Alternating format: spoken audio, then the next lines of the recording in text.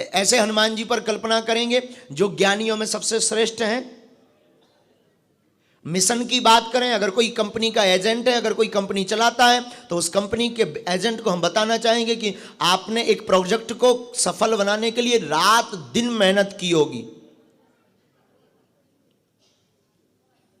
लेकिन बहुत सुंदर प्लानिंग अगर कोई संसार में आज तक किया है तो आदि काल में अगर किसी ने बहुत अच्छी प्लानिंग की है तो वो अद्भुत प्लानिंग, अपनी कंपनी की बचत करना अगर किसी ने जाना तो वो सिर्फ हनुमान जी महाराज। बिजनेसमैनों के लिए भी हनुमान जी हैं। आप पूछोगे कैसे? बिजनेसमैनों के लिए हनुमान जी इसलिए हैं कि अपनी कंपनी का, अपने घर की बचत कैसे करनी है, हनुमान जी से सीखो। हनुमान जी लंका गए खाली हाथ गए, लेकिन धन्य है हनुमान जी, कोई किसी का मकान जलाने जाता है तो पेट्रोल ले जाता है, माचिस ले जाता है, कपड़ा ले जाता है। धन्य बजरंगबली, ये अपनी कंपनी का फायदा कितना गजब का करवा रहे, उन्हीं का कपड़ा, उन्हीं का तेल, उन्हीं की माचिस, आग लगा के ही आ गए। तो अगर आप कंपनी चला रहे हो तो आप मैनेजमेंट सीखना चाहते हो तो हनुमान जी से सीखिए। ऐसा मैनेजमेंट खाक किसी ने किया हो। कंपनी वाले अपने प्रोडक्ट का प्रचार करते हैं तो वो पहले डेमो दिखाते हैं, डेमो ले जाते हैं। मंजन वाली कंपनी जो होती है तो वो कहते हैं पहले मंजन करो, दांत साफ हो, क्लीन हो, वाइट हो, तब लेना। लेकिन धन्य है हनुमान जी, उन्हीं की लंका, उन्हीं का तेल, उन्हीं की आगी, उन्हीं का कपड़ा, उन्हीं के मकान जला के ये चले आए, प्रचार राम जी का कर दिया कंपनी का। गृहस्थी में कोई ऐसा संसार का व्यक्ति नहीं है जो हनुमान जी से कुछ नहीं सीख सकता। अगर कोई योगी है तो हनुमान जी बराबर योग साधना भी कोई नहीं जानता। अगर कोई बहुत विवेक पर ध्यान करता है, विश्वास करता है कि नहीं हम तो ज्ञानी व्यक्ति पर, बुद्धिजीवी पर, एजुकेटेड व्यक्ति पर विश्वास करते हैं, हनुमान जी जैसा कोई ज्ञानी नहीं है। ज्ञानी नामाग्रगण्यम, हनुमान जी जैसा कोई बुद्धिमान नहीं। बुद्धिमान इतने कि हम लोग कहीं अगर शत्रु के, दुश्मन के चंगलों में फंस जाते हैं तो घाटा खा कर आते हैं, लेकिन हनुमान जी जैसी बुद्धिमता देखना। रावण के दरबार में गए, रावण के दरबार में खड़े हैं, रावण ने पूछा क्यों भाई बंदर तूने बाघ क्यों उजारा? हनुमान जी बोले जिन मुहि मारा ते में मारे, तही पर बाध्यु तने तुम्हारे। सरकार आप देखो, अपने तन की रक्षा सब कोई करता, जिसने हमें मारा उसने हमने उसको भी मारा है, लेकिन हनुमान जी की बुद्धिमता देखना, हनुमान जी का विवेक देखना, आप जरा अनुभव करना। तो रावण ने कहा अच्छा एक काम करो, इसको मारो बंदर को। तो उसी समय विभीषण जी आए। विभीषण जी ने कहा नीति विरोध न मारिय दूता, नीति के अनुसार दूत को नहीं मारना चाहिए, कुछ और उपाय करो। हनुमान जी ने सोचा ये गड़बड़ आ गए, अगर मारेंगे तो हम भी मार दे, लोग मामला फाइट से शांत हो जाता। लेकिन अब ये नए प्रसंग खड़ा कर दिया इन्होंने कहा मारो मत, कोई और करो। अब पता नहीं ये क्या करने वाला 10 मूड का आदमी। रावण के भी 1-2 खपड़िया हो तो ठीक है, नागपुर में 1-1 खपड़िया वाले क्या क्या नहीं कर रहे। अब आप विचार करो 10 खपड़िया एक साथ लगी हो। अब खपड़िया की बात आई तो नागपुर में 1 खपड़िया वाले आदमी ने सनातन का क्या डंका पूरे देश में बजा दिया। हम बोलेंगे नहीं क्योंकि हम राजनीतिक गद्दी के नहीं हैं, हम व्यासपीठ की महिमा के, आप समझ जाओ।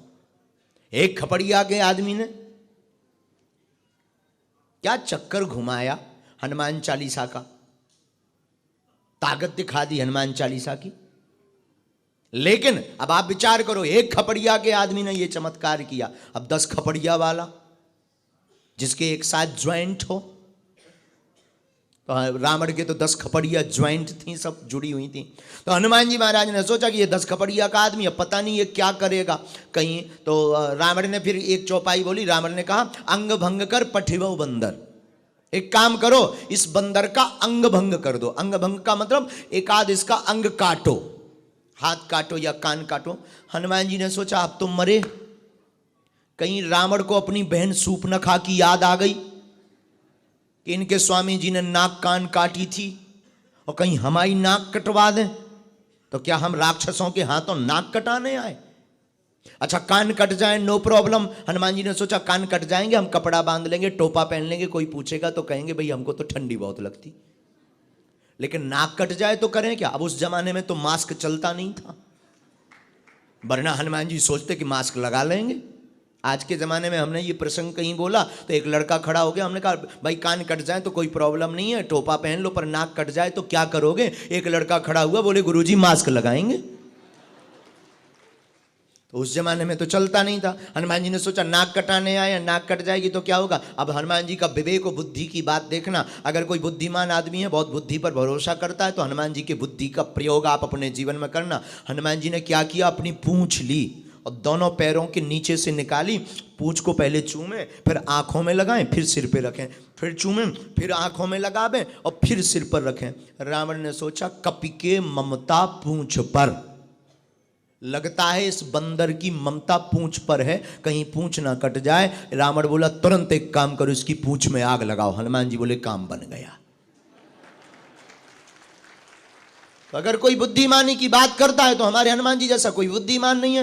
अब आप बलवानी की बात करो तो बलवान हनुमान जी जैसा भी कोई नहीं है। बलवान इतने हैं हनुमान जी कि बागेश्वर धाम पर जाते हैं, बागेश्वर धाम पर लाखों लोग नहीं जा पाए। एक व्यक्ति, ये जो बैठे हैं ना, ये साधारण कोई व्यक्ति नहीं है, ये यूके लंदन से, खड़े हो जाओ, वहां से दौड़े दौड़े चले आए हनुमान जी के बल के कारण।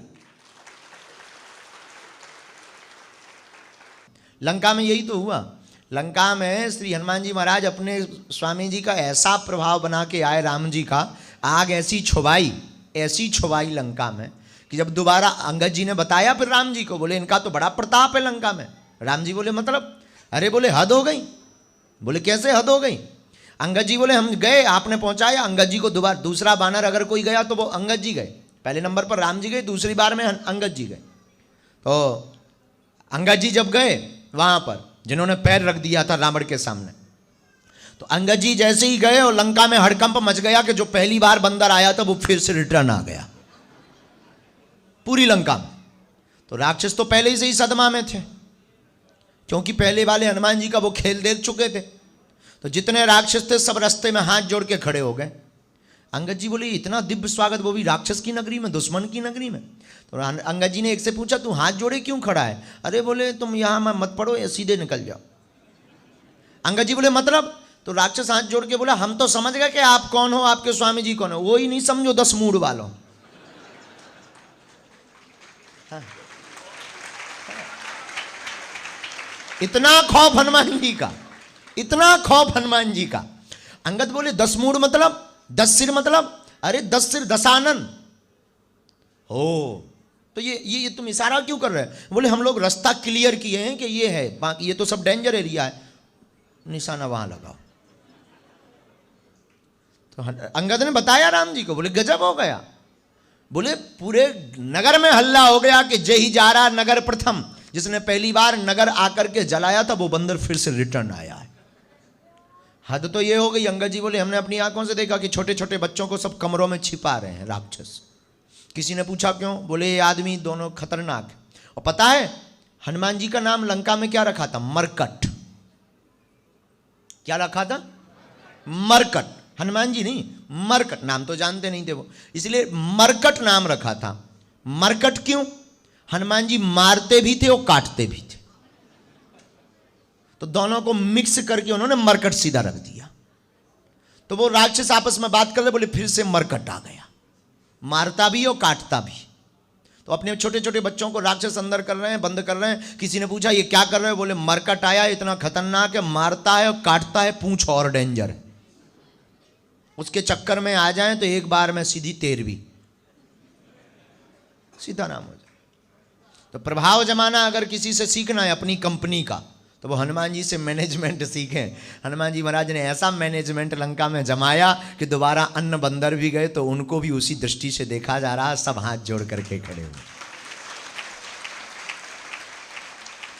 विश्व के व्यापक मैनेजमेंट गुरु इस संसार में कोई है तो उनका नाम है श्री हनुमान जी, और कलयुग के राजा हैं। आप कहीं से भी ले लो, किसी भी विषय से आप हनुमान जी को आप अनुभव करो। कभी श्री हनुमान जी का चरित्र बहुत अनुकरणीय है, ये व्याप्त हैं, विश्व व्यापक हैं। मतलब ये कोई सिर्फ सनातनी या कोई राम जी की उपासना करने वाले या सिर्फ शंकर जी की उपासना करने वाले लोगों के लिए ही पूज्य नहीं है। जिनको मर्जी आवे वो उनको ध्या सकता है। और आपको किसी भी गांव में शिव जी का मंदिर मिले ना मिले, राम जी का मंदिर मिले ना मिले, पर हमारे प्रभु का मंदिर जरूर मिल जाएगा।